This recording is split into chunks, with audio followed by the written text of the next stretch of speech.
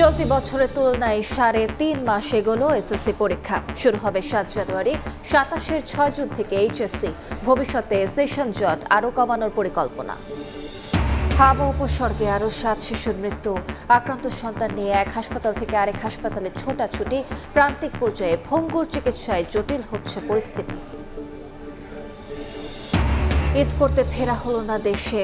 ওমানে গাড়ির ভেতরে ৪ ভাইয়ের রহস্যজনক মৃত্যু। গ্রামের বাড়ি চট্টগ্রামের শোক। মরদেহ দ্রুত ফিরিয়ে আনার দাবি। থমথমে জাবি ক্যাম্পাস। ছাত্রী ধর্ষণ চেষ্টায় অভিযুক্ত বহিরাগত গ্রেফতার হয়নি এখনো। ৮ দাবিতে শিক্ষার্থীদের ৪৮ ঘন্টার আলটিমেটাম। প্রশাসনের সঙ্গে জাকসু নেতাদের বৈঠক। এবং কোরবানির হাট টার্গেট করে জাল নোট তৈরি। রাজধানীর উত্তরা ও গাজীপুরে পুলিশের অভিযানে মূল হোতাসহ গ্রেফতার ৩৪ লাখ নকল টাকা ও সরঞ্জাম জব্দ।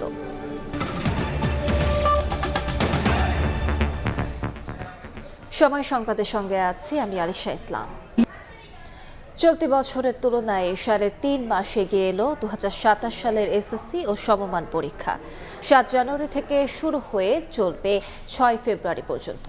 আর এইচএসসি পরীক্ষা শুরু হবে আগামী বছর ৬ জুন। স্কুল বন্ধ না রেখে পাবলিক পরীক্ষা নিতে মাল্টিপারপাস হল নির্মাণের পরিকল্পনার কথাও জানান শিক্ষামন্ত্রী। বলেন, ভবিষ্যতে সেশন জট আরও কমিয়ে আনা হবে। কোভিড সংক্রমণ ও রাজনৈতিক অস্থিরতার কারণে শিক্ষার্থীদের জীবন থেকে নষ্ট হয়েছে অনেকটা সময়। এসএসসি ও এইচএসসি পরীক্ষাও অনুষ্ঠিত হয় নির্ধারিত সময় থেকে কয়েক মাস পিছিয়ে। এ অবস্থায় সেশন জট কমিয়ে আনতে আগামী ডিসেম্বরের মধ্যেই ২০২৭ সালের এসএসসি পরীক্ষা সম্পন্ন করার পাশাপাশি এইচএসসি পরীক্ষাও এগিয়ে আনার পরিকল্পনা নিয়েছিল সরকার। কিন্তু সংশ্লিষ্টদের সঙ্গে আলোচনার মাধ্যমে সে অবস্থান থেকে সরে এসেছে শিক্ষা মন্ত্রণালয়। বৃহস্পতিবার বিকেলে সচিবালয়ে শিক্ষামন্ত্রী জানান, আগামী এসএসসি পরীক্ষা শুরু হবে ৭ জানুয়ারি থেকে এবং আগামী এইচএসসি পরীক্ষা শুরু হবে ২৭-এর ৬ জুন। তবে ভবিষ্যতে সব পাবলিক পরীক্ষা এগিয়ে আনার কথাও জানান মন্ত্রী। এসএসসি শুরু করব জানুয়ারি ৭ তারিখ ২০২৭ এবং তাদের পরীক্ষা শেষ হবে ৬ ফেব্রুয়ারি ২০২৭। আমরা রুটিনও রেডি করেছি। আর এইচএসসি আমরা শুরু করব ৬ জুন এবং শেষ করব ১৩ জুলাই। দেশে শিক্ষা ব্যবস্থার দৃশ্যমান পরিবর্তন আনতে সময় লাগবে মন্তব্য করে এক প্রশ্নের জবাবে মন্ত্রী বলেন, মানসম্মত শিক্ষার জন্য শিক্ষকদের প্রশিক্ষণ দেয়া সহ নানা উদ্যোগ নিচ্ছে সরকার। আমরা শিক্ষার্থী GPA+ পাওয়ার চেয়ে আমরা শিক্ষক ট্রেনিং প্রোগ্রামটাই সবচেয়ে বেশি গুরুত্ব দিচ্ছি। প্রতিদিনই এইগুলি নিয়ে কাজ হচ্ছে। বিভিন্ন রকম আমরা প্রজেক্ট নিচ্ছি টিচার্স ট্রেনিংয়ের জন্য। এগুলি প্রতিনিয়তই হচ্ছে। পাবলিক পরীক্ষার জন্য শিক্ষা প্রতিষ্ঠান যাতে বন্ধ করতে না হয় সেজন্য উপজেলা পর্যায়ে একটি করে মাল্টিপারপাস পরীক্ষার হল নির্মাণের পরিকল্পনার কথাও জানান শিক্ষামন্ত্রী। প্রসূন আশিস, সময় সংবাদ, ঢাকা। হাওয়া উপসর্গে ২৪ ঘন্টায় প্রাণ গেল আরও ৭ শিশুর। হাসপাতালে নতুন করে ভর্তি ১,৫১৮ জন। আক্রান্ত সন্তানকে নিয়ে এক হাসপাতাল থেকে আরেক হাসপাতালে উদ্বিগ্ন অভিভাবকের ছোটাছুটি। প্রান্তিক পর্যায়ে ভঙ্গুর চিকিৎসা ব্যবস্থায় জটিল হচ্ছে পরিস্থিতি। শনাক্ত ও চিকিৎসা শুরু করতে দেরি হওয়ায় বাড়ছে মৃত্যু। এ অবস্থায় প্রাথমিক স্বাস্থ্যসেবা উন্নত করা না গেলে পরিস্থিতি আরও খারাপ হওয়ার শঙ্কা বিশেষজ্ঞদের। প্রধানমন্ত্রীর স্বাস্থ্য বিষয়ক বিশেষ সহকারী জানান, উন্নত স্বাস্থ্যসেবা নিশ্চিতে ওয়ান স্টপ মেডিকেল সার্ভিস চালুর পরিকল্পনা নিচ্ছে সরকার। ২ মাসেও পরিবর্তন নেই হাম পরিস্থিতির। সংক্রমণ ও মৃত্যুর সংখ্যা উদ্বেগ বাড়াচ্ছে অভিভাবকদের।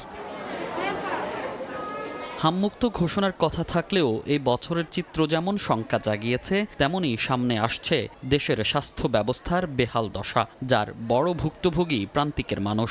কোথাও শয্যা সংকট, কোথাও সঠিক চিকিৎসার অভাব। এমন সব তিক্ত অভিজ্ঞতার কারণে জটিল অবস্থার মুখোমুখি আক্রান্ত শিশুরা। হাম ওঠার পর তারা বলে, আমাদের এখানে হামের কোনো ট্রিটমেন্ট নাই, তা আপনারা ঢাকা চলে যান। এবারে গেলে তারপরে এই হাসপাতালে আইলাম, মহাখালী আইলাম, আমাকে 10-12 হাজার টাকা গেছে শুধু স্যার, গাড়ি ভাড়াই গেছে আমার। জালকাঠি ধরেন এক সপ্তাহ জ্বর ছিল, তারপর ওই জায়গা থেকে ডাক্তার দেখাইছি, ডাক্তারেরা ধরতেই পারে নাই, তারপর দিন দিন দেখি বাচ্চার অবস্থা খারাপ, তারপর সরাসরি ঢাকায় নিয়ে আসছি। জনস্বাস্থ্য বিশেষজ্ঞ বলছেন, হামে এত মৃত্যু বিশ্বের কাছে ভঙ্গুর স্বাস্থ্য ব্যবস্থা হিসেবে চিহ্নিত করেছে দেশকে। অভ্যুত্থানের পর চিত্র পরিবর্তনের পরিকল্পনা হলেও বাস্তবায়ন করা হয়নি, তাই বর্তমান সরকারকে প্রাথমিক স্বাস্থ্যভিত্তিক ব্যবস্থা তৈরির পরামর্শ তার। আমরা কিন্তু বিশ্বের কাছে একটা ভঙ্গুর এবং ঝুঁকিপূর্ণ স্বাস্থ্য ব্যবস্থা হিসেবে চিহ্নিত হলাম। আমাদের সম্পদও কিন্তু এত কম না যে আমরা এই টিকা কিনতে পারবো না, কিন্তু আমাদের যে ব্যবস্থাটা হচ্ছে উল্টো পিরামিড। প্রাথমিক স্বাস্থ্যভিত্তিক চিকিৎসা ব্যবস্থা এবং জনস্বাস্থ্য ও স্বাস্থ্য উন্নয়ন ভিত্তিক স্বাস্থ্য ব্যবস্থা তারা করবেন। খুব সুন্দর ম্যানিফেস্টো। সেই লক্ষ্যে কোনো কাজ হয়েছে বলে আমার চোখে পড়েনি। এদিকে স্বাস্থ্যসেবা মানুষের দোরগোড়ায় পৌঁছানোর লক্ষ্যে সরকার কাজ শুরু করেছে বলে জানান প্রধানমন্ত্রীর স্বাস্থ্য বিষয়ক বিশেষ সহকারী। বলেন, ওয়ান স্টপ মেডিকেল সার্ভিস চালুর পরিকল্পনা আছে সরকারের। স্বাস্থ্যকর্মী নিয়োগ দিব এবং যারা এক্সিস্টিং স্বাস্থ্যকর্মী আছে আমরা ওয়ান স্টপ সার্ভিস, একজন স্বাস্থ্যকর্মী সে একটা প্যাকেজ অফ সার্ভিস ডেলিভার করবে মানুষের ডোর স্টেপে, এবং প্রতি মাসে একজন স্বাস্থ্যকর্মী প্রতিটি ঘর ভিজিট করবে। গত 15 মার্চ থেকে দেশে হাম ও এর উপসর্গে মৃত্যু ছাড়িয়েছে 430 এবং আক্রান্ত 53,000-এর বেশি, যা গত 25 বছরের মধ্যে সর্বোচ্চ। মনির হোসাইন, সময় সংবাদ, ঢাকা। এদিকে ঢাকার বাইরেও বেড়েই চলেছে হাম আক্রান্তের সংখ্যা। রোগীর চাপে হাসপাতালগুলোতে শয্যা সংকট, জ্বর, নিউমোনিয়ায় জটিলতা বাড়ছে বলে জানান চিকিৎসকরা। ওয়ার্ড জুড়ে হামে আক্রান্ত ও উপসর্গ নিয়ে চিকিৎসাধীন শিশু, উদ্বেগ উৎকণ্ঠায় অভিভাবকরা। খুলনা মেডিকেল কলেজ হাসপাতালে 24 ঘন্টায় নতুন 12 জন সহ হামের উপসর্গ নিয়ে চিকিৎসাধীন 31 শিশু। আক্রান্তদের জ্বর, সর্দি, কাশি, নিউমোনিয়া, ডায়রিয়া বাড়িয়েছে জটিলতা। এমনকি চোখে সংক্রমণও দেখা দিচ্ছে। জেলা উপজেলার স্বাস্থ্য কেন্দ্রে যথাযথ সেবা না পেয়ে আসছে শহরের হাসপাতালে। সকালে জ্বর হয়েছে, তারপরে হাম হয়েছে, জমজ বাচ্চা বলছিল না বা সোনিয়া, সে বলছিল যে হয়তো বা তুমি বরিশাল বা এতে নিয়ে যাও খুলনা। নিয়ে গেছিলাম ক্লিনিকে, সেইখানে দেখলাম র্যাশ, তাই এখানে ভর্তি হয়েছি। বিভাগীয় শহর এবং জেলা শহরগুলিতে যাতে এই জটিল হামের পেশেন্ট আমরা সুষ্ঠুভাবে ম্যানেজ করতে পারি, তার জন্য ব্যবস্থাপনা করব।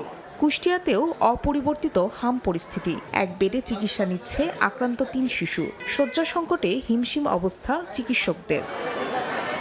বরিশালেও বেড়েই চলেছে হাম আক্রান্তের সংখ্যা। সদর হাসপাতালে আলাদা 3টি কক্ষে চিকিৎসা দিয়েও রোগীর চাপ সামাল দেওয়া যাচ্ছে না। সন্তানদের নিয়ে অভিভাবকরা ছুটছেন ঢাকার হাসপাতালে। সিলেট বিভাগে হাম ও উপসর্গে মৃত্যুর সংখ্যা দাঁড়ালো 31-এ। বিভিন্ন হাসপাতালে নতুন রোগী ভর্তি হয়েছে 74 জন। ফাহরিয়া ফারজানা, সময় সংবাদ। ঈদ করতে ফেরা হলো না দেশে। ওমানে গাড়ির ভেতর থেকে চট্টগ্রামের প্রবাসী 4 ভাইয়ের মরদেহ উদ্ধার করা হয়েছে। সেখানকার বাংলাদেশ দূতাবাস মৃত্যুর বিষয়টি নিশ্চিত করেছেন। ধারণা করা হচ্ছে গাড়ি এসির লিকেজ হয়ে বিষক্রিয়ায় মারা গেছেন তারা। এটি নিছক বিষক্রিয়া নাকি 4 ভাইয়ের মৃত্যুর পেছনে অন্য কোনো রহস্য রয়েছে তা তদন্তের দাবি স্বজনদের। গাড়িতে এসির গ্যাস লিকেজ হয়ে বিষক্রিয়ায় বিদেশের মাটিতে প্রাণ গেল একই পরিবারের 4 ভাইয়ের। মর্মান্তিক এই ঘটনা ঘটেছে ওমানে। মঙ্গলবার রাতে মাস্কাট শহরের মোলাদা এলাকায় বাজার করে ফেরার পথে এই ঘটনা ঘটে। সেখানকার বাংলাদেশ দূতাবাস মৃত্যুর বিষয়টি নিশ্চিত করেছে। ঈদ করতে 15 মে দেশে ফেরার প্রস্তুতি নিচ্ছিলেন তারা। কথা ছিল পরিবারের এক সদস্যের বিয়েরও। সেই প্রস্তুতির অংশ হিসেবে বাজার করে ফিরছিলেন 4 ভাই। রাস্তায় গ্যাস লিকেজ হলে গাড়ির ভেতরে বিষক্রিয়ায় মৃত্যু হয় তাদের। সবার থেকে তথ্য নিয়ে ওনারা পার্কিংয়ে ছিল, গাড়িতে ছিল, বসা অবস্থায় ছিল, সিট বেল্ট লাগানো ছিল, গাড়ি থেকে বের হতে পারে নাই, ক্লিনিকে ঢুকতে পারে নাই। এই অবস্থায় তাদের মৃত্যু হলো। নিহতদের গ্রামের বাড়ি চট্টগ্রামের রাঙ্গুনিয়ার বন্দা রাজার পাড়ায়। এলাকায় খবর পৌঁছালে নেমে আসে শোকের ছায়া। দ্রুত মরদেহ দেশে ফেরানোর দাবি প্রতিবেশীদের। এটি নিছক দুর্ঘটনা নাকি এর পেছনে কোনো রহস্য আছে তা উদ্ঘাটনে সুষ্ঠু তদন্তের দাবি এলাকাবাসীর। গাড়ির মধ্যে মর্মান্তিক দুর্ঘটনা হয়েছে, দুর্ঘটনা আজও আমরা পুরোপুরি জানি না। তো অসম্ভব মনে হয় এই ঘটনা তো এসি যে বাস করলে বা কোনো কিছু ফল্ট করলে এখানে মানুষ মতো তো সরি নেই। আর এখানে যদি এই এসি বিষয়ে কোনো সমস্যা আমার ধারণা যেটা বলতেছি 60 জন থেকে একজনও তো হয়তো রক্ষা পেতে পারতো। বিপুলের মধ্যে যেটা পেয়েছে সেটা হচ্ছে ওদের মুখ থেকে লালা ঝরছে, লালাটা পরীক্ষা করে ওরা জানতে পারছে যে এসির গ্যাস লিক হয়েছে, লিক হয়ে তাদের ফুসফুসে সরাসরি আক্রান্ত হওয়ার কারণে তারা মোটামুটি 2-3 মিনিটের মধ্যে মৃত্যুবরণ করেছে। ওমানে ব্যবসা করা 4 ভাইয়ের মধ্যে 2 ভাই বিবাহিত হলেও বাকি 2 সহোদর অবিবাহিত ছিলেন বলে জানিয়েছে স্বজনরা। পার্থপ্রতিম বিশ্বাস, সময় সংবাদ, চট্টগ্রাম। সীমান্তে কাঁটাতার বিতর্কের মধ্যেই আবারও ঝরল বাংলাদেশের প্রাণ। এবার লালমনিরহাটের হাতীবান্ধায় বিএসএফের গুলিতে এক যুবকের মৃত্যু হয়েছে। স্বজনদের আহাজারিতে ভারী এলাকার পরিবেশ। এ ঘটনায় নিন্দা জানিয়ে পতাকা বৈঠকের আহ্বান জানিয়েছে বিজিবি। আবারও সীমান্তে হত্যা। লালমনিরহাটে ভারতীয় সীমান্তরক্ষী বাহিনীর গুলিতে প্রাণ গেল বাংলাদেশি যুবকের। সন্তানকে হারিয়ে পাগলপ্রায় মা। বুধবার মধ্যরাতে হাতীবান্ধা উপজেলার আমঝোল সীমান্তের বনচৌকি বিওপি সংলগ্ন ভারতের অভ্যন্তরে কয়েকজন বাংলাদেশি কাঁটাতারের বেড়ার কাছে যায়। এ সময় ৭৮ বিএসএফ ব্যাটালিয়নের পাগলামারি ক্যাম্পের টহল দল তাদের লক্ষ্য করে গুলি ছোড়ে। এতে গুলিবিদ্ধ হন খাদেমুল। গুলিবিদ্ধ অবস্থায় বাংলাদেশের অভ্যন্তরে ফিরে আসেন তিনি। পরে স্থানীয় ও তার সহযোগীরা উদ্ধার করে রংপুরের একটি ক্লিনিকে ভর্তি করলে চিকিৎসাধীন অবস্থায় তার মৃত্যু হয়। মাছ ধরতে জিরো লাইন অতিক্রম করে ভারতের বর্ডার গার্ড বিএসএফ তাকে লক্ষ্য করে রাবার বুলেট গুলি ছাড়ে। ভারতের বাংলাদেশের লোককে কিছু মনে করে না, পাখির মতো এরা গুলি করে। পক্ষীর মতো এরকম লোক মারে, তাহলে আমরা কোথায় যাব? কিভাবে আমরা এই বর্ডারে বাস করব? চিকিৎসার জন্য রংপুর মেডিকেলের উদ্দেশ্যে তাকে নিয়ে যায়। নিয়ে যাওয়ার পর হয়তো প্রতিমধ্যে হোক আর মেডিকেল হোক মৃত্যুবরণ করে পরবর্তীতে আমাকে মেসেজ দেয় সে মারা গেছে। 15 বিজিবির কমান্ডিং অফিসার লেফটেন্যান্ট কর্নেল মেহেদি ইমাম বলেন, গুলির বিষয়টি অস্বীকার করেছে বিএসএফ। বিষয়টি খতিয়ে দেখছে পুলিশ। এর আগে গত 8 এপ্রিল পাটগ্রাম সীমান্তে বিএসএফের গুলিতে মারা যান আরও এক বাংলাদেশি। সময় সংবাদ, লালমনিরহাট। শিক্ষার্থী ধর্ষণ চেষ্টার ঘটনায় থমথমে জাহাঙ্গীরনগর বিশ্ববিদ্যালয় ক্যাম্পাস। এই ঘটনায় অভিযুক্ত বহিরাগতকে দ্রুত গ্রেফতারের দাবি জানিয়েছে শিক্ষার্থীরা। প্রক্টরিয়াল বডি ক্যাম্পাসের নিরাপত্তার রক্ষায় ব্যর্থ বলেই বারবার এমন ঘটনা ঘটছে বলে দাবি শিক্ষার্থীদের। দায়ীদের বিরুদ্ধে ব্যবস্থা নিতে 48 ঘন্টার আলটিমেটাম দিয়েছেন তারা। 12 মে রাত 11টার দিকে জাহাঙ্গীরনগর বিশ্ববিদ্যালয়ের পুরাতন শেখ ফজিলাতুন্নেসা হল সংলগ্ন এই সড়ক দিয়ে যাওয়ার সময় এক নারী শিক্ষার্থীকে জোরপূর্বক পাশের ঝোপে নিয়ে যায় এক বহিরাগত যুবক। অভিযোগ রয়েছে সেখানে ওই শিক্ষার্থীকে ধর্ষণ চেষ্টা করা হয়। তবে আশপাশের লোকজন বিষয়টি বুঝতে পারায় ঘটনাস্থল থেকে পালিয়ে যায় বহিরাগত অভিযুক্ত ব্যক্তি। ঘটনার পর থেকেই ক্ষোভে ফুঁসছেন শিক্ষার্থীরা। বুধবার রাতভর ক্যাম্পাসে বিক্ষোভ ও মশাল মিছিল করেন তারা। বিভিন্ন স্লোগানে এই ঘটনার বিচার দাবি করেন শিক্ষার্থীরা। তারা বলছেন, বহিরাগতদের অবাধ বিচরণ আর দুর্বল নিরাপত্তা ব্যবস্থার কারণেই বারবার এমন ঘটনা ঘটছে। অনাকাঙ্ক্ষিত এই ঘটনাটি আলোচনায় আসার পর দায় সারতে নামে মাত্র এই ঝোপঝাড় বেষ্টিত জায়গাটি পরিষ্কার পরিচ্ছন্ন করে বিশ্ববিদ্যালয় কর্তৃপক্ষ। কিন্তু শিক্ষার্থীদের অভিযোগ, অপর্যাপ্ত সিসিটিভি ক্যামেরা, দুর্বল সীমানা প্রাচীর এবং বহিরাগতদের অবাধ প্রবেশ এ ধরনের ঘটনার আশঙ্কা দিন দিন আরও বাড়াচ্ছে। প্রক্টরিয়াল বডির ভূমিকা নিয়েও প্রশ্ন সাধারণ শিক্ষার্থীদের। তাদের দাবি, নিরাপত্তা নিশ্চিতে ব্যর্থদের বিরুদ্ধে ব্যবস্থা নিতে হবে। একই সঙ্গে ক্যাম্পাসে নিরাপত্তা সদস্য বাড়ানো, জরুরি ক্রাইসিস রেসপন্স টিম গঠন এবং বহিরাগত চলাচল নিয়ন্ত্রণ ও সীমিত করার দাবি জানান তারা। এগুলা আশঙ্কাজনক হারে বেড়ে গেছে, তো এই ব্যাপারে আমাদের প্রশাসন তেমন স্টেপ নিচ্ছে না। আনসার বাহিনী এখানে আছে, কিন্তু আসলে তারা প্রপারলি ভেরিফাই করতেছে না যে আসলে কে বাইরে থেকে আসতেছে বা কে হচ্ছে আপনার ক্যাম্পাসের। সীমানা প্রাচীরগুলো একটু সংস্কার করা এবং সীমানা প্রাচীরগুলো একটু উঁচু করা এবং পর্যাপ্ত সিসিটিভি ক্যামেরা লাগানো। যদি আমাদের ক্যাম্পাসে বহিরাগতদের প্রবেশটার উপর বিধিনিষেধ আজ্ঞা করা হয় তাহলে আর এই ধরনের কোনো সমস্যা হবে না। অপরাধীকে দ্রুত গ্রেপ্তার ও নিরাপত্তা ব্যবস্থা জোরদারের দাবিতে 24 ঘন্টার আলটিমেটাম বাড়িয়ে 48 ঘন্টা করা হয়েছে। এছাড়া শিক্ষার্থীদের পক্ষ থেকে যোগ করা হয়েছে আরও কিছু শর্ত। আইনগত যে ব্যবস্থা আছে, সর্বোচ্চ যে শাস্তি হয় তার নামে আমরা এটার প্রত্যাশা করি যত দ্রুত সম্ভব আটক করা হয়। পুলিশের হয়তো কোনো গাফিলতি আছে, কারণ কোনো আসামি 24 ঘন্টার ভিতরে পুলিশ ধরতে পারে। আরও সচেতন হওয়া দরকার এইসব ব্যাপারে। সকালে রেজিস্ট্রার কার্যালয় ঘেরাও কর্মসূচির ঘোষণা দিলেও পরে তা স্থগিত করার কথা জানায় জাহাঙ্গীরনগর বিশ্ববিদ্যালয় কেন্দ্রীয় শিক্ষার্থী সংসদ জাকসু। জাহাঙ্গীরনগর বিশ্ববিদ্যালয় থেকে দিন মোহাম্মদ সাব্বির, সময় সংবাদ। সময় সংবাদে আরো থাকছে। গাজীপুরে স্ত্রী সন্তান সহ 5 জনকে হত্যাকারী গৃহকর্তা ফোরকানের নদীতে ঝাঁপ দিয়ে আত্মহত্যা। পদ্মা থেকে মরদেহ উদ্ধার, পরিচয় নিশ্চিতে ডিএনএ পরীক্ষার সিদ্ধান্ত। কোনো প্রতিবন্ধকতা যাতে শিশুদের আলোকিত মানুষ হিসেবে গড়ে তুলতে বাধা সৃষ্টি করতে না পারে, সেজন্য প্রয়োজনীয় ব্যবস্থা নেবে সরকার।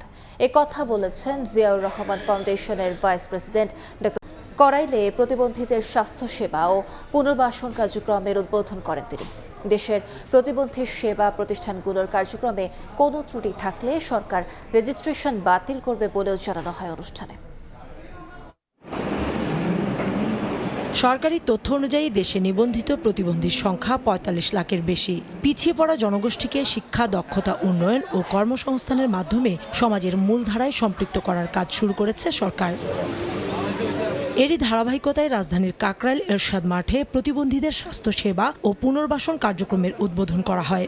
এই আয়োজনে ছিলেন জিয়াউর রহমান ফাউন্ডেশনের ভাইস প্রেসিডেন্ট ও প্রধানমন্ত্রীর সহধর্মিণী ডাক্তার জুবাইদা রহমান। প্রতিবন্ধিতা যেন শিশু কিশোরদের যোগ্য নাগরিক হিসেবে গড়ে ওঠার ক্ষেত্রে প্রতিবন্ধকতা না হয়। প্রত্যেক উপজেলায় বিশেষ চাহিদা সম্পন্ন শিশুদের স্কুল এবং প্রতিষ্ঠানগুলো এখন সরকারের নজরদারিতে। তাদের কার্যক্রমে ত্রুটি থাকলে সরকার নিবন্ধন বাতিল করবে বলে জানান এলজিআরডি প্রতিমন্ত্রী। প্রত্যেকটি প্রতিবন্ধী স্কুলে বিশেষভাবে মনিটরিং করে যেগুলো ভালো সার্ভিস দিচ্ছে, যেগুলো পারপাস সার্ভ করছে সেগুলোকে রেখে বাকি যদি কোনো ভুইফোর প্রতিবন্ধী স্কুল থাকে সেগুলোকে বন্ধ করে দেওয়ার জন্য আমাদের কাছে নির্দেশনা এসেছে।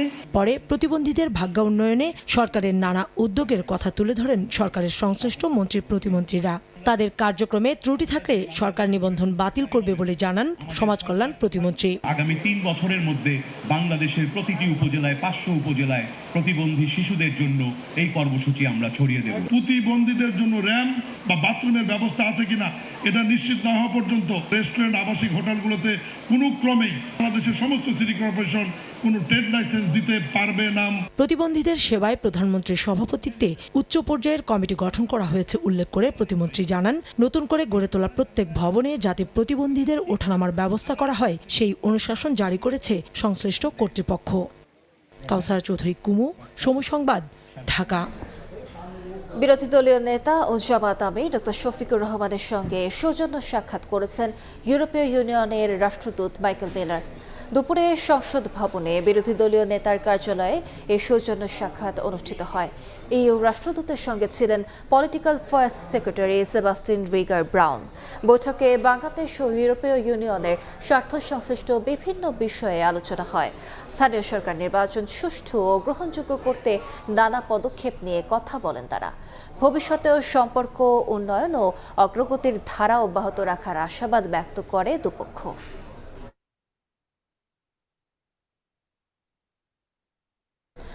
জামাতের সঙ্গে জোটে থাকা নেতাদের বিষয়ে কঠিন হচ্ছে হেফাজতে ইসলাম। নির্বাচনী জোটে যাওয়ার কারণ জানতে 7 সদস্যের কমিটি গঠন করেছেন আমির মুহিবুল্লাহ বাবুনগরী। শফিক মুন্সির রিপোর্ট।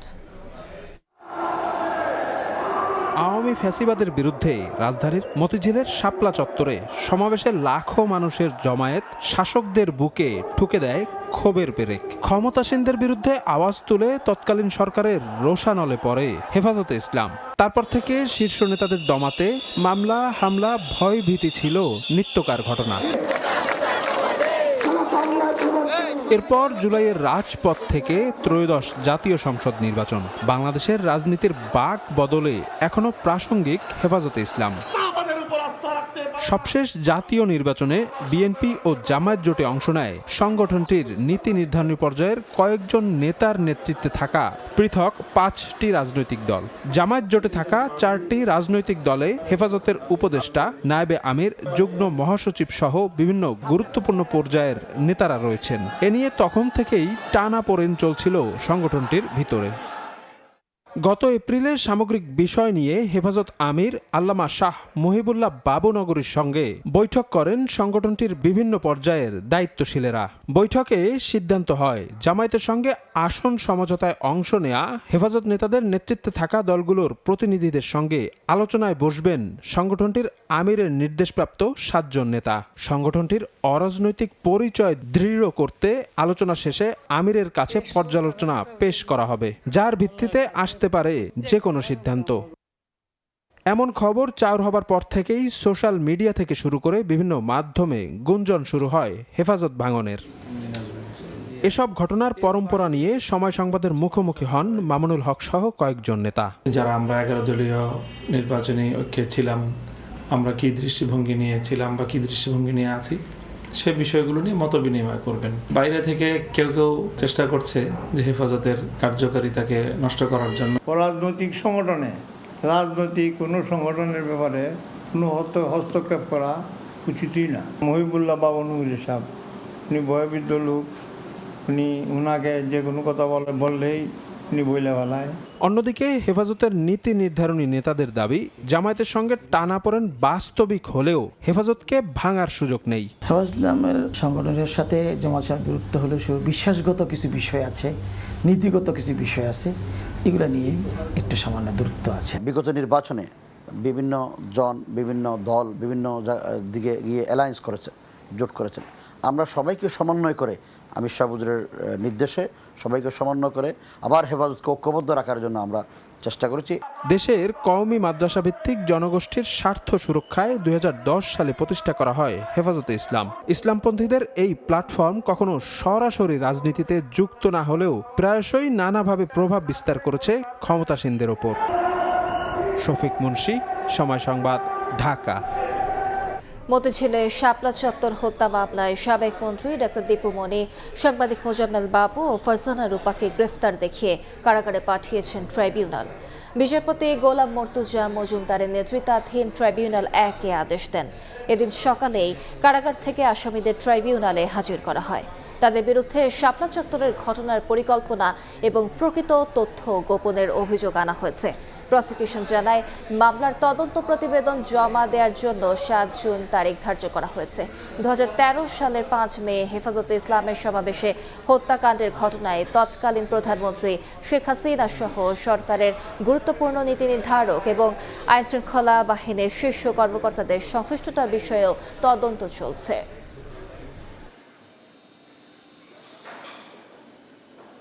আর্গুমেন্টে সেই কথাটাই বলছি যে একজন রাজনীতিবিদকে অবশ্যই জনগণের ভাষা বুঝতে হবে। জনগণ যদি কোনো সরকারের বিরুদ্ধে অবস্থান নেয় তখন জনগণের এই যৌক্তিক দাবিকে মানতে হয়, কিন্তু তারা সেই জনগণের দাবির বিপক্ষে অবস্থান নিয়ে বরঞ্চ উল্টা জনগণকে সন্ত্রাসী আখ্যা দিয়ে তাদের উপরে নির্বিচারে গুলি করে হত্যা করে মানবতা বিরোধী অপরাধ সংগঠন করে। 1 বছরে দুর্নীতিবাজদের দেশ বিদেশে থাকা 40,000 কোটি টাকার সম্পদ জব্দের আইনি আদেশ পেয়েছে দুদক। এর মধ্যে দেশে প্রায় 30,000 কোটি টাকার সম্পদ জব্দ করলেও বিদেশে থাকা সম্পদে তাদের নিয়ন্ত্রণ নেই। বিশেষজ্ঞরা বলছেন আইনি মারপ্যাচে আটকে আছে জব্দের প্রক্রিয়া, তাই দেশের সম্পদ দ্রুত রায়ের মাধ্যমে রাষ্ট্রীয় কোষাগারে জমা করতে হবে। তাসলিম তৌহিদের প্রতিবেদন। গাজীপুরে শেখ হাসিনার সাবেক উপদেষ্টা তারেক সিদ্দিকীর বাগানবিলাস নামের বিশাল বাগান বাড়ি। জেলার ফাউকাল এলাকাতেও ডুপ্লেক্স ভবন সহ এক বিশাল সাম্রাজ্য গড়ে তোলেন তিনি। এসব বাড়ি ছাপিয়ে রাজধানীর অভিজাত এলাকায় রয়েছে তারেক সিদ্দিকীর প্লট ও ফ্ল্যাট। বারিধারা আবাসিকের পার্ক ভ্যালিতে বিলাসবহুল ফ্ল্যাট ছাড়াও আছে বারিধারার ডিওএইচএসে 7 তলা বাড়ি। আদালতের আদেশে ইতোমধ্যে এসব সম্পদ জব্দ করেছে দুদক।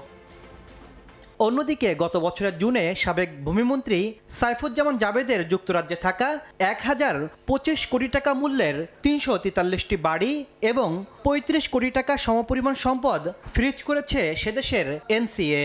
দুদকের তৎপরতার পরেই এই পদক্ষেপ নেয় ব্রিটিশ কর্তৃপক্ষ।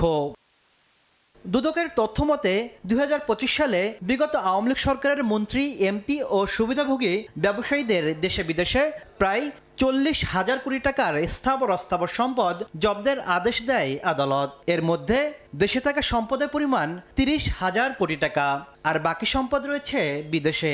রাষ্ট্র কর্তৃক মামলায় বা অনুসন্ধানের রায় শেষ হওয়া পর্যন্ত যাতে সম্পদগুলো বেহাত না হয় সেজন্য আমাদের ক্রোগ অবরুদ্ধকরণ করা হয়ে থাকে। তবে বিদেশে থাকা সম্পদ জব্দের ক্ষেত্রে দুদকের সফলতার রেকর্ড খুব একটা দীর্ঘ নয়। সংস্থাটির সাবেক এই মহাপরিচালক মনে করেন, কাগজে কলমে জব্দ দেখানো হলেও বাস্তবে সম্পদ ফিরিয়ে আনা বেশ কঠিন। আমাদের সময় পর্যন্ত দেখি নাই যে বাইরের দেশের কোনো সম্পদ বা অর্থ ক্রোক বা ফ্রিজ করা হয়েছে। রাষ্ট্রের ভূমিকাটা যদি হয় তাহলে আপনার এই ক্রোক ফ্রিজগুলো কার্যকর হতে পারে, কিন্তু রাষ্ট্র সেই ভূমিকা নেয় না। জাতীয় দুর্নীতি বিরোধী সমন্বয় কমিটির এই নেতা মনে করেন, কেবল জব্দ করলেই হবে না, আইনি প্রক্রিয়া দ্রুত শেষ করে তা রাষ্ট্রীয় কোষাগারে ফেরাতে হবে। যেই কয়জন জাজ আর যেই পরিমাণ মামলা, এই পরিমাণ জজ বাংলাদেশে নাই, যার জন্য মামলা হয় ঠিকই, বিচার আর হয় না। আর বিচার যখন হয় তখন আর এটার কোনো গুরুত্ব থাকে না, প্রমাণ করা যায় না যে দুর্নীতির মাধ্যমে অর্জনটাকে সে ভোগ করতে পারে নাই। ইতিমধ্যে সে যেভাবে পারে বেঁচে দেয়, অমুক করে তমুক করে, তার ভোগ করে, তার সাজাটা ইনভিজিবল হয় না। দুর্নীতিবাজদের লুট করা সম্পদ রাষ্ট্রীয় কোষাগারে ফিরিয়ে নিতে সরকারের সকল সংস্থাকে সমন্বিতভাবে কাজ করার তাগিদ বিশ্লেষকদের। তাসলিম তৌহিদ, সময় সংবাদ, ঢাকা। ইউনিয়ন ব্যাংক থেকে ঋণের নামে 18,343 কোটি টাকা আত্মসাতের অভিযোগে প্রতিষ্ঠানটির সাবেক 148 কর্মকর্তার নথি তলব করেছে দুদক। সংস্থাটি জানায়, কাগজে কলমে প্রায় 300 প্রতিষ্ঠানের মাধ্যমে ঋণের আড়ালে এই বিপুল অর্থ একাই হাতে নেয় বিতর্কিত এসালাম গ্রুপ। জুলাই গণ অভ্যুত্থানের পর ব্যাংকিং খাত নিয়ন্ত্রণে নিয়ে ঋণের নামে অন্তত 2 লাখ কোটি টাকা আত্মসাতের অভিযোগে এসালাম গ্রুপের বিরুদ্ধে অনুসন্ধানের নামে দুদক নজিরবিহীন লুটপাটের অনুসন্ধানে গঠন করা হয় বিশেষ টাস্ক ফোর্স। এরই মধ্যে 27টি মামলায় প্রায় 35,000 কোটি টাকা আত্মসাতের প্রমাণ মিলেছে।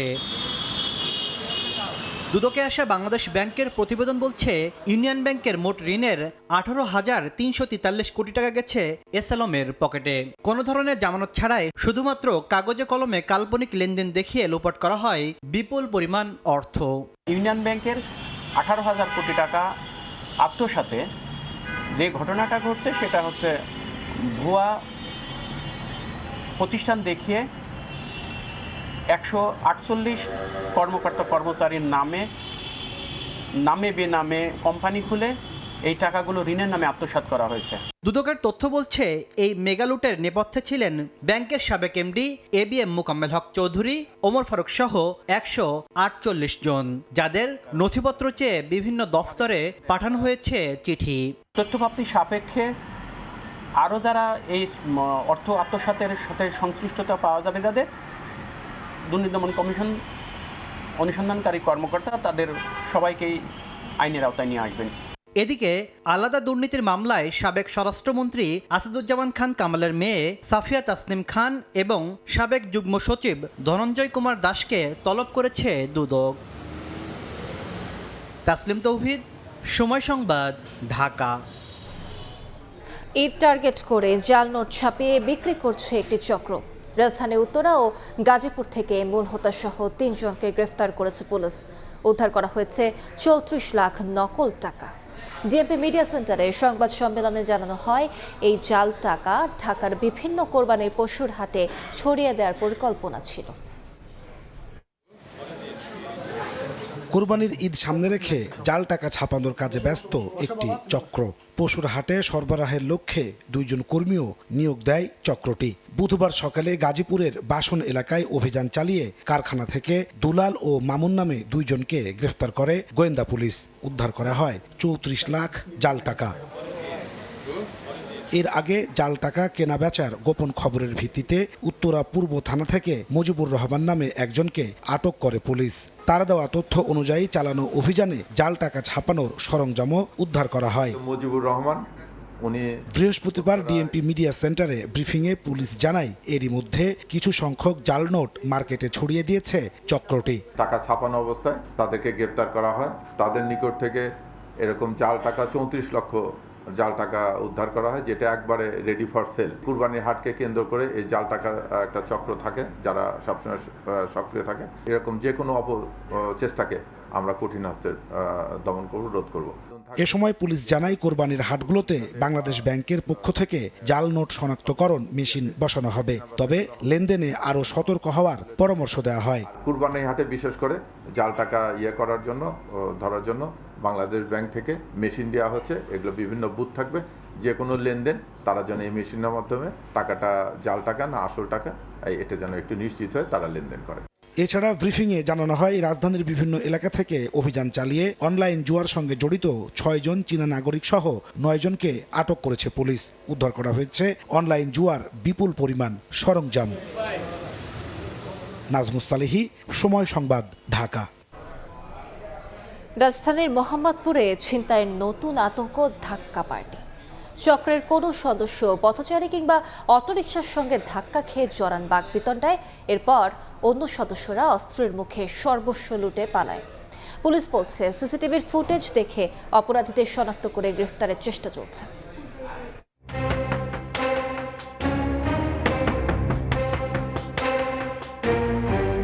11 মে বিকেল 5:36 রাজধানীর মোহাম্মদপুরের চানমিয়া হাউজিংয়ের 1 নম্বর গেটের প্রধান সড়ক যেন শিকারের অপেক্ষায় 4 যুবক। এলাকার একটি সিসিটিভি ক্যামেরায় ধরা পড়ল তা। মিনিট খানেক পর অটোরিকশার গায়ে ধাক্কা খেল তাদেরই একজন। ওই রিকশায় ছিলেন এক তরুণ। ধাক্কা থেকে বাকবিতণ্ডা। আরেক যুবক এসে রিকশা সাইড করতে বাধ্য করেন। এরপর মিশনে যুক্ত হলো আরও 2 জন। রিকশায় উঠে বসে একজন চাপাতির মুখে ওই তরুণের সঙ্গে থাকা দামি ফোন ও নগদ টাকা ছিনিয়ে নেয়। পরে একে একে পালিয়ে যায় তারা। 3-4টা ছেলে ছিল, আসছে আইসা রিকশায় ছিল, এখান থেকে আইসা ওরে ধরছে, ধরে এই সাইডে আইসা একজন ফোন নিছে, নিয়ে এইদিকে গেছে, আর বাকি 3 জন এই দিক চলে গেছে। চানমিয়া হাউজিংয়ের 4 রাস্তার মোড়ে এমন ধাক্কা বাহিনীর খপ্পরে সর্বস্ব হারাতে হচ্ছে পথচারীদের। এমন অভিনব ছিনতাইয়ের ঘটনায় উদ্বিগ্ন এলাকাবাসী। এখানে থেকে নিয়ে ওরা ওই যে মাজারের ওইদিকে নিয়ে ওইখান থেকে ছিনতাই করে নিয়ে চলে যায়। যেখানে মানুষ ঘুরতেছে, দিনে দুপুরে হাজার হাজার মানুষ এখানে হচ্ছে যে এই জায়গা থেকে ওই জায়গা যাচ্ছে, ওই টাইমগুলোতে হচ্ছে। সিসিটিভি ফুটেজ পর্যালোচনা করে ছিনতাইকারী চক্রকে ধাক্কা পার্টি বলছে পুলিশ। শিগগিরই চক্রের সদস্যরা আইনের আওতায় আনতে চায় পুলিশ। রিকশায় হঠাৎ সে নিজেই এসে ধাক্কা দিয়ে আবার এদেরকে বেশ লোকজন সহ নিয়ে তাদের কাছ থেকে যে টাকা পয়সা বা মোবাইল ছিনিয়ে নেওয়ার যে ঘটনাটা, এটা আমরা প্রথম দেখলাম আর কি মোহাম্মদপুর এলাকায়। তো এইটা নিয়েই আমরা কাজ করছি আর কি। আমরা আশা করছি খুব শীঘ্রই এই চক্রটা ধরে ফেলবো আর কি। মোহাম্মদপুরে অপরাধ নিয়ন্ত্রণে সড়কে টহল জোরদারের দাবি এলাকাবাসীর। মোহাম্মদপুরে একসময় তুরাগ নদীর পার কিংবা বেড়িবাঁধের আশপাশ অথবা অন্ধকার গলিতে ছিনতাইয়ের ঘটনা ঘটাতো ছিনতাইকারীরা, কিন্তু তারা এখন এতটাই বেপরোয়া হয়ে গিয়েছে যে তারা প্রকাশ্যে প্রধান সড়কে জনবহুল জায়গায় হরহামেশায় ছিনতাইয়ের ঘটনা ঘটাচ্ছে। প্রতিনিয়তই পরিবর্তন করছে নানা কৌশল। এই পরিস্থিতিতে ভুক্তভোগীদের প্রশ্ন, মোহাম্মদপুরের আইন শৃঙ্খলা পরিস্থিতি আদৌ কি নিয়ন্ত্রণে আসবে? মাসুদুর রহমান, সময় সংবাদ, ঢাকা।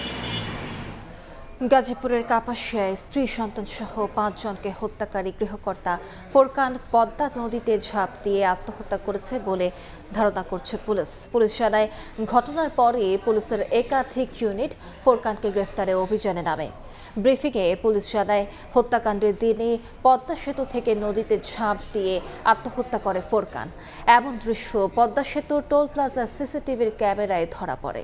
ওই সিসিটিভি ফুটেজে দেখা যায়, সাদা শার্ট ও কালো প্যান্ট পরে পদ্মা সেতুর মাঝামাঝি স্থানে গিয়ে রেলিংয়ে মোবাইল রেখে নদীতে ঝাঁপ দেয় ফোরকান।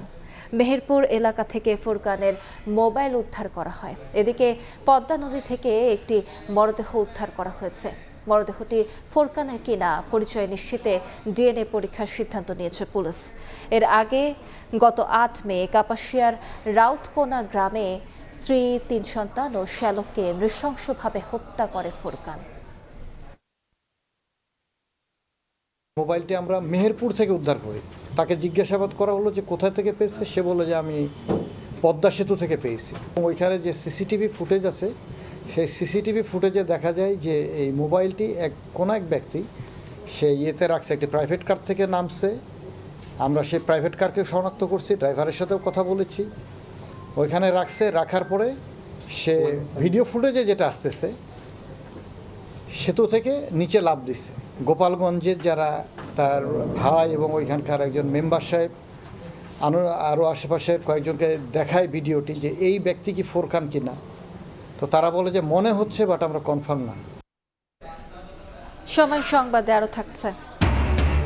আইসিসির এপ্রিল সেরা cricketer tiger pacer Nahid Rana ঘরের মাঠে নিউজিল্যান্ডের বিপক্ষে দুর্দান্ত পারফরমেন্সের স্বীকৃতি পেলেন স্পিড স্টার।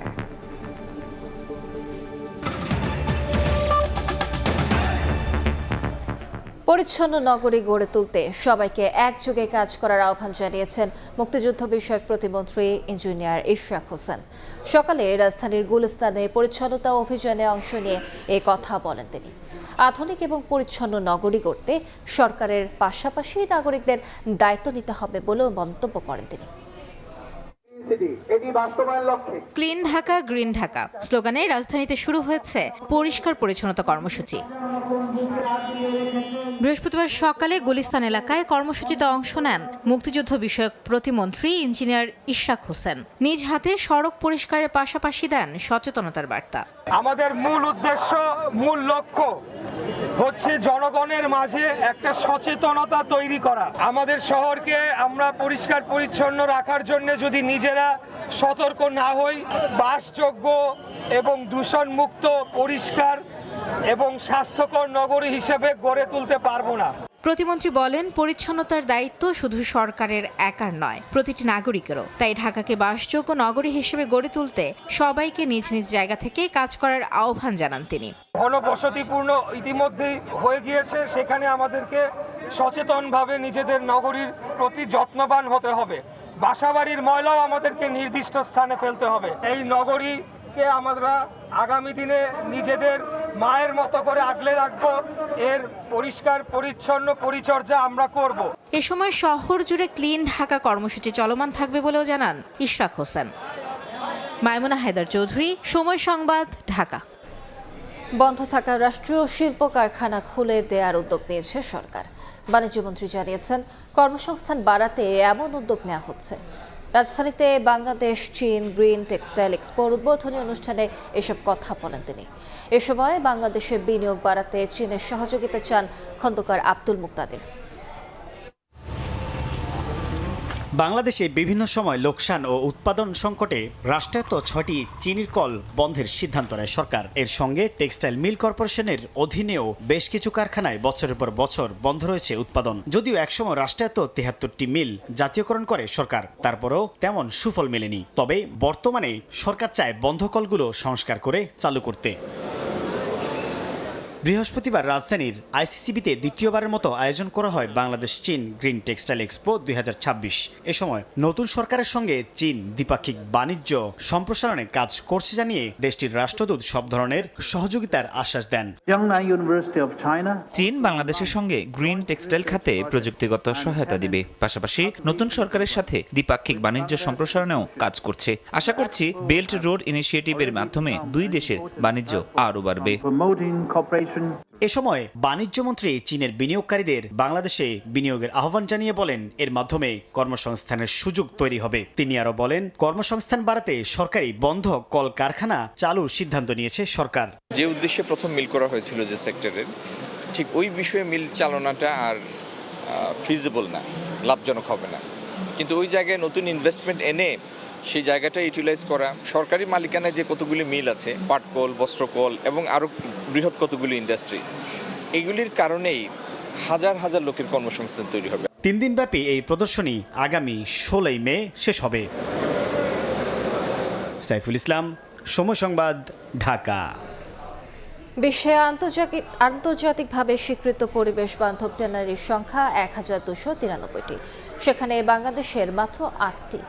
LWG সনদের অভাবে বাধ্য হয়ে চীনের বাজারে কম দামে বিক্রি করতে হচ্ছে প্রক্রিয়াজাত চামড়া। রাজধানীর ধানমন্ডিতে এক সেমিনারে এমন অভিযোগ করেন চামড়া খাতের উদ্যোক্তারা। এ শিল্পের উন্নয়নে দীর্ঘমেয়াদী পরিকল্পনার তাগিদ দেন ট্যানারি মালিকরা। পরিবেশ বান্ধব চামড়া শিল্প গড়তে 2017 সালে ট্যানারি শিল্প হাজারীবাগ থেকে হেমায়তপুরে স্থানান্তর করা হয়, কিন্তু প্রায় 1 দশক পেরিয়ে গেলেও এই শিল্পনগরীতে কেন্দ্রীয় বর্জ্য শোধনাগার সিইটিপি পুরোপুরি চালু হয়নি, যে কারণে মিলছে না এই শিল্পের আন্তর্জাতিক সনদ LWG সার্টিফিকেট, আর এতেই তলানিতে ঠেকেছে দেশের চামড়ার দাম। এমন পরিস্থিতিতে করণীয় নিয়ে বৃহস্পতিবার রাজধানীর ধানমন্ডিতে এক কর্মশালার আয়োজন করে বাংলাদেশ ট্যানার্স অ্যাসোসিয়েশন BTA। আন্তর্জাতিক সনদের অভাবে প্রতি বছর প্রায় $50 কোটি চামড়া ও চামড়াজাত পণ্য রফতানির সুযোগ হারাতে হচ্ছে বলে জানান চামড়া ব্যবসায়ীরা। সবচেয়ে মাথা ব্যথার কারণ যেটা আমরা বলেছি সেটা হলো যে শেভিং ডাস্ট, যেটাতে ক্রোমিয়ামের পার্সেন্টেজ সবচেয়ে বেশি থাকে। তো আমাদের এখান থেকে শেভিং ডাস্ট আপনার নিয়ে যাচ্ছে ওই চাইনিজ কোম্পানি। এ সময় খাত সমৃদ্ধিতে সরকারের পক্ষ থেকে সব ধরনের সহায়তা করা হবে বলে জানান বাণিজ্য মন্ত্রণালয়ের উপসচিব। 1 কোটির উপরে আমাদের যে চামড়া আমাদের আসবে কোরবানি থেকে। জেলা প্রশাসকদের কাছে আমরা লবণ প্রায় 20 কোটি টাকার লবণের ব্যবস্থা করেছি। বরাবরের মতোই সংকট সমাধানের আশ্বাস দেন শিল্প মন্ত্রণালয়ের অতিরিক্ত সচিব। আমাদের প্রধান টার্গেট হলো যে 25,000 ঘনমিটারের ভিতরে এই সিইটিপিটাকে একবারে স্ট্যান্ডার্ডে নিয়ে যাওয়া, যে কমপ্লায়েন্স লেভেলে নিয়ে যাওয়া, এবং পাশাপাশি আরেকটি সিইটিপি স্থাপনের প্রয়োজনীয় ব্যবস্থা গ্রহণ করা। সভায় চামড়া শিল্প নগরীতে নিরবিচ্ছিন্ন জ্বালানি নিশ্চিতে সোলার প্যানেলের ওপর আলাদা নজর দেওয়ার আহ্বানও জানান খাত সংশ্লিষ্টরা। স্প্লিট চামড়া হাজারীবাগে আসতেছে, সেটা ট্রিমিং হয়, সেই ট্রিমিংয়ের যেটা বর্জ্য ফেলে দেওয়া হচ্ছে সেটা যাচ্ছে আপনার এবং আমার মুরগির খাবারে। অন্তরা সেন, সময় সংবাদ, ঢাকা। উদ্বোধনে 4 বছর পর আসছে বাজেটে বাতিল হতে পারে পদ্মা সেতু নির্মাণের জন্য মোবাইল সেবায় আরোপিত 1% সারচার্জ। গ্রাহককে স্বস্তি দিতে বিদ্যমান সিম কর 300 টাকা থেকে কমানো হচ্ছে। মোবাইল অপারেটররা বলছে, প্রতিশ্রুতি বাস্তবায়ন হলে 15 বছরে প্রথমবারের মতো কমবে করের বোঝা। শুভ খানের রিপোর্ট। ঢাকার সঙ্গে দেশের দক্ষিণ পশ্চিমাঞ্চলের সরাসরি যোগাযোগ স্থাপনে 2022 সালে চালু হয় পদ্মা সেতু। প্রকল্পের অর্থায়ন থেকে বিশ্বব্যাংক সরে গেলে 6.15 কিলোমিটার দীর্ঘ এই সেতু নির্মাণে 2016 সালের মার্চ থেকে মোবাইল সেবায় 1% সারচার্জ আরোপ করে সরকার। এখনও প্রতি 100 টাকায় 1 টাকা সারচার্জ দিচ্ছেন 18.5 কোটির বেশি মোবাইল সিম সংযোগধারী। এছাড়া সম্পূরক শুল্ক 20%, কার্যকরী ভ্যাট দিতে হয় 18%। প্রতিটি সিম কেনা বা রিপ্লেস করতে গুনতে হয় 300 টাকা। শুল্কের চাপে কমছে না ভয়েস কল কিংবা ইন্টারনেট খরচ।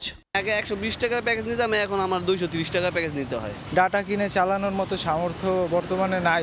মোবাইল অপারেটর সূত্র বলছে, গত 10 বছরে সরকারকে প্রায় 1,80,000 কোটি টাকা রাজস্ব দিয়েছে তারা, যেখানে সারচার্জে প্রায় 2,800 কোটি টাকা। সিম ট্যাক্স যেটা আছে এটা একটু যদি কমানো যায় কিনা, এবং this are the things we have requested. Government বলছে যে আমরা এটা দেখতে পারি।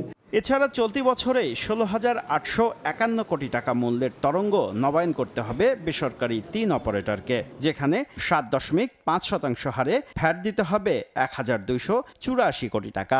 আমাদেরকে যদি এই সেম হারে স্পেকট্রাম দিয়ে যেতে হয়, তাহলে কিন্তু ভবিষ্যতের ইনভেস্টমেন্ট অনেক কমে আসবে। ব্রডব্যান্ড সেবায় 5% হারে ভ্যাট দিচ্ছেন প্রায় 1.5 কোটি গ্রাহক। এই ভ্যাটের সঙ্গে রাউটার ও নেটওয়ার্কিং পণ্য আমদানিতে কর হার শূন্যে নামানোর দাবি ব্রডব্যান্ড সেবাদাতাদের। প্রান্তিক পর্যায়ে গ্রাহক এখন যেটা 5% ভ্যাট দিচ্ছে, এটা 0%-এ নিয়ে আসা সম্ভব হয় কিনা। এদিকে টেলিকম খাতে করের বোঝা কমানোর আশ্বাস দিয়েছে সরকারও। আমাদের কনজিউমারের কাছ থেকে 38% ট্যাক্স নিচ্ছি, আবার অনেক কোম্পানির কাছ থেকে আমরা 2% নিচ্ছি, 4% নিচ্ছি। That is not right. বর্তমানে দেশে মোবাইলে সেবা দিচ্ছে 4টি অপারেটর, আর ব্রডব্যান্ড ইন্টারনেট সেবা দিচ্ছে 2,500-এর বেশি প্রতিষ্ঠান। শুভ খান, সময় সংবাদ, ঢাকা। মধ্যপ্রাচ্য যুদ্ধের প্রভাবে জ্বালানির বৈশ্বিক বাজারে অস্থিরতার মধ্যেও গত 70 দিনে 97টি জাহাজে 27 lakh metric ton LPG, LNG, diesel, crude oil এবং জেট ফুয়েল আমদানির রেকর্ড করেছে বাংলাদেশ, যা গত বছরের এই সময়ের তুলনায় প্রায় দ্বিগুণ। শাখাত টিপুর ক্যামেরায় বিস্তারিত জানাচ্ছেন কমল দে। মধ্যপ্রাচ্যে যুদ্ধ শুরুর পর 1 মাস থেকে 10 মে পর্যন্ত 70 দিনে জ্বালানিবাহী অন্তত 97টি জাহাজ নোঙর করেছে চট্টগ্রাম বন্দরে। এর মধ্যে একক হিসেবে পরিশোধিত ডিজেল এসেছে 30টি জাহাজে। এর বাইরে 24টি জাহাজে আমদানি করা হয় এলপিজি এবং এলএনজি আসে 20টি জাহাজে। জেট ফুয়েল, ফার্নেস অয়েল এবং অপরিশোধিত জ্বালানি তেলবাহী আরও 23টি জাহাজ এখন চট্টগ্রাম বন্দরের বার্থিংয়ে। বৈশ্বিক সমস্যা শুরু হওয়ার পর থেকে চট্টগ্রাম বন্দরে এখনো পর্যন্ত 100-এরও অধিক জ্বালানিবাহী জাহাজ এসেছে। এর ভিতরে এলপিজি রয়েছে, এলএনজি রয়েছে। একমাত্র রাষ্ট্রায়ত্ত তেল শোধনাগার ইস্টার্ন রিফাইনের জন্য বছরে 12 lakh metric ton crude oil আমদানি করা হয় সৌদি আরব এবং আরব আমিরাত থেকে। কিন্তু মধ্যপ্রাচ্যের যুদ্ধের দামামায় হরমুজ এরিয়ে লোহিত সাগরের তীরবর্তী ইয়ানবু এবং ফুজাইরা বন্দর থেকে লোড হচ্ছে বাংলাদেশের ক্রুড অয়েল। কনফ্লিক্ট, ইরান কনফ্লিক্টের জন্য আমরা স্টেট অফ হরমুজ ব্যবহার করতে পারছি না। হরমুজ প্রণালীর বাইরে দিয়ে বাংলাদেশের যে আমদানি, সেটার সেই সাপ্লাই চেইনটা এটা ঠিক আছে। আগামীর সংকট মোকাবেলায় মজুদ সক্ষমতা বাড়ানোর তাগিদ জ্বালানি বিশেষজ্ঞদের। রিফাইনারির ক্যাপাসিটি যদি আমরা বাড়াইতে পারতাম, তাহলে আমরা কম দামে অপরিশোধিত তেল এনে সেখানে আমরা পরিশোধন করে মার্কেটে আমরা দিতে পারতাম। জাহাজের হিসেব অনুযায়ী চট্টগ্রাম বন্দর দিয়ে গত 2.5 মাসে 20,938 কোটি টাকা মূল্যের 26,83,000 মেট্রিক টন জ্বালানি আমদানি হয়েছে। এখন জ্বালানি তেলবাহী যেমন চট্টগ্রাম বন্দরে ভিড়ছে, ঠিক তেমনি দ্রুততম সময়ে জ্বালানি তেল খালাস করে ফিরে যাচ্ছে নিজ নিজ গন্তব্যে। এরই মধ্যে পেট্রোল পাম্পগুলিতে ভিড় যেমন কমেছে, তেমনি চালু হয়ে গেছে বন্ধ হয়ে যাওয়া ইস্টার্ন রিফাইনারি। চট্টগ্রাম বন্দরের ডলফিন জেটি থেকে কমল দে, সময় সংবাদ। দেশের বাইরের খবর। যুক্তরাষ্ট্রকে প্রতিদ্বন্দ্বী নয় বরং অংশীদার হওয়ার আহ্বান জানালেন চীনা প্রেসিডেন্ট শি জিনপিং। মার্কিন প্রেসিডেন্টের সঙ্গে 2 ঘন্টার রুদ্ধদ্বার বৈঠকে এ কথা বলেন শি। অন্যদিকে শি জিনপিংকে অসাধারণ নেতা উল্লেখ করে চীন যুক্তরাষ্ট্র সুন্দর ভবিষ্যৎ গড়তে যাচ্ছে বলে আশাবাদ ব্যক্ত করেন ট্রাম্প। স্থানীয় সময় বৃহস্পতিবার বেইজিংয়ের গ্রেট হলে বৈঠকে বসেন চীনা প্রেসিডেন্ট ও মার্কিন প্রেসিডেন্ট ডোনাল্ড ট্রাম্প। প্রায় 2 ঘন্টা রুদ্ধদ্বার আলোচনা করেন দুই নেতা। বৈঠকের শুরুতেই বৈশ্বিক পরিস্থিতিকে নতুন এক সন্ধিক্ষণ হিসেবে উল্লেখ করেন শি জিনপিং। বলেন, যুক্তরাষ্ট্র ও চীনের উচিত প্রতিপক্ষ নয় বরং অংশীদার হিসেবে কাজ করা। বৈঠকে তাইওয়ান প্রশ্নেও নিজের অবস্থান স্পষ্ট করেন শি জিনপিং। চীন যুক্তরাষ্ট্র সম্পর্কে তাইওয়ান ইস্যু সবচেয়ে গুরুত্বপূর্ণ ও স্পর্শকাতর বিষয় বলে উল্লেখ করেন তিনি। এই ইস্যু সঠিকভাবে সামাল না দিতে পারলে দুই দেশের সম্পর্ক বিপজ্জনক সংঘাতের দিকে এগিয়ে যেতে পারে বলেও সতর্ক করেছেন শি। অন্যদিকে শি জিনপিংকে অসাধারণ নেতা আখ্যা দেন মার্কিন প্রেসিডেন্ট। ওয়াশিংটন বেইজিং সম্পর্ক আগের যে কোনো সময়ের চেয়ে আরো ভালো হবে বলে আশাবাদ ব্যক্ত করেন ট্রাম্প। বলেন, চীন যুক্তরাষ্ট্র একসঙ্গে চমৎকার ভবিষ্যৎ গড়তে যাচ্ছে। এর আগে বেইজিংয়ে পৌঁছালে গ্রেট হলে ট্রাম্পকে স্বাগত জানান চীনা প্রেসিডেন্ট শি জিনপিং। রাইসা জান্নাত, সময় সংবাদ। খেলার খবর। আইসিসির এপ্রিল মাসের সেরা ক্রিকেটার নির্বাচিত হয়েছেন টাইগার পেসার নাহিদ রানা। ঘরের মাঠে নিউজিল্যান্ডের বিপক্ষে ওয়ানডে সিরিজে দুর্দান্ত পারফর্ম করার পুরস্কার পেলেন এই স্পিড স্টার। টানা কয়েকটি সিরিজ ধরেই আন্তর্জাতিক ক্রিকেটে দারুণ বোলিং করছেন নাহিদ। গত মার্চ মাসে পাকিস্তানের বিপক্ষে ওয়ানডে সিরিজে 8 উইকেট নেন তিনি। এরপর এপ্রিলে ঘরের মাঠে নিউজিল্যান্ডের বিপক্ষেও পারফরমেন্সের ধারাবাহিকতা ধরে রাখেন টাইগার পেসার। 3 ম্যাচে এবারও দখল করেন 8 উইকেট। আর টানা এই পারফরমেন্সের কারণেই এপ্রিল মাসের আইসিসি সেরা ক্রিকেটার হিসেবে নির্বাচিত হলেন নাহিদ। পাকিস্তানের বিপক্ষে টেস্টেও চলছে নাহিদ ম্যাজিক। প্রথম ম্যাচে ক্যারিয়ার সেরা বোলিং করে দলকে জিতিয়েছেন রানা। এই প্রথম আইসিসির কোনো পুরস্কার পেলেন নাহিদ। এর আগে পুরুষ ক্রিকেটারদের মধ্যে সাকিব, মুশফিক এবং মিরাজ এই স্বীকৃতি পেয়েছিলেন। এখনও জাতীয় দলের জার্সি গায়ে জড়ানোর স্বপ্ন দেখেন সাকিব আল হাসান। সাবেক অধিনায়কের অভিজ্ঞতাকে সমীহ করলেও এ বিষয়ে ভিন্ন মত রামিজ রাজার। বাংলাদেশের ক্রিকেটের বৃহত্তর স্বার্থে সাকিবের জন্য অপেক্ষা না করে বিসিবির সামনে এগিয়ে যাওয়া উচিত বলে মন্তব্য করেছেন পাকিস্তানের সাবেক অধিনায়ক। বাংলাদেশের ক্রিকেটে এখনও প্রাসঙ্গিক সাকিব আল হাসান। ঘরের মাঠে সিরিজ খেলে অবসর নিতে চান টেস্ট ও টি20 থেকে, আর ওয়ানডেতে খেলতে চান আগামী বিশ্বকাপ পর্যন্ত, যে কথা অনেকবারই বলেছেন সাবেক অধিনায়ক। বিসিবিতে গেল 20 মাসে বেশ কবার নেতৃত্বের পালাবদল হলেও সাকিবের জাতীয় দল বা দেশে ফেরার ইস্যুর সুরাহা করতে পারেনি কোনো কমিটি। সাকিবও আশায় আছেন আবারও গর্বের লাল সবুজ জার্সি গায়ে জড়ানোর। সম্প্রতি ওয়ানডে র্যাঙ্কিংয়ে বেশ অবনতি হয় বাংলাদেশের। সে সময় সাকিবকে দলে ফেরানোর দাবিটাও জোরালো হয়। তবে একটা প্রশ্ন বারবার সামনে এসেছে, বয়স ৩৯, আবারও আন্তর্জাতিক ক্রিকেট খেলার জন্য কতটা ফিট মিস্টার 75? যদিও এসব ধারণা অনেকবারই ভুল প্রমাণ করে রাজস্বিকভাবে মাঠে ফিরেছেন সাকিব আল হাসান। তবে পাকিস্তানের কিংবদন্তি রমিজ রাজার ভিন্ন মত। সম্প্রতি বেশ কবার বাংলাদেশে এসে ধারাভাষ্য দিয়েছেন। শান্ত মিরাজ লিটনের দলকে কাছ থেকে দেখার সুযোগ হয়েছে। বিশ্বকাপ জয়ী সাবেক এই ক্রিকেটারের মতে তরুণদের নিয়েই আগামীর পরিকল্পনা করা উচিত বিসিবির। I don't know, I mean, how fit he is, number one. Number two, whether Bangladesh would want to fit him in right now, because you're looking at the youth and wanted to, as you said, this is a transition period for this team. So I don't know whether Shakib fits the bill straight away. How is he feeling? Obviously, there's his experience and class. He's done it so many times. He's got this international experience of playing the World Cups and being an outstanding player. So he has that.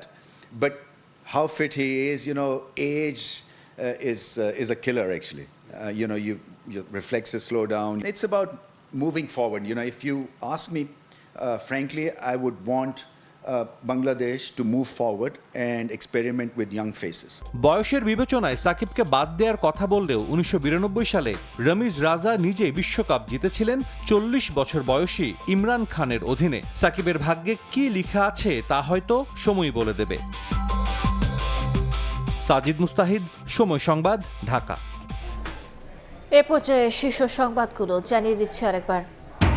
চলতি বছরের তুলনায় 3.5 মাস এগোলো SSC পরীক্ষা। শুরু হবে 7 জানুয়ারি, 27-এর 6 June থেকে HSC. ভবিষ্যতে session জট আরও কমানোর পরিকল্পনা। হাম উপসর্গে আরও 7 শিশুর মৃত্যু। আক্রান্ত সন্তান নিয়ে ছোটাছুটি। প্রান্তিক পর্যায়ে ভঙ্গুর চিকিৎসায় জটিল হচ্ছে পরিস্থিতি। ওয়ান স্টপ সার্ভিসের পরিকল্পনা। এবং ঈদ করতে ফেরা হলো না দেশে। ওমানে গাড়ির ভেতরে 4 ভাইয়ের রহস্যজনক মৃত্যু। গ্রামের বাড়ি চট্টগ্রামের শোক। মরদেহ দ্রুত ফিরিয়ে আনার দাবি।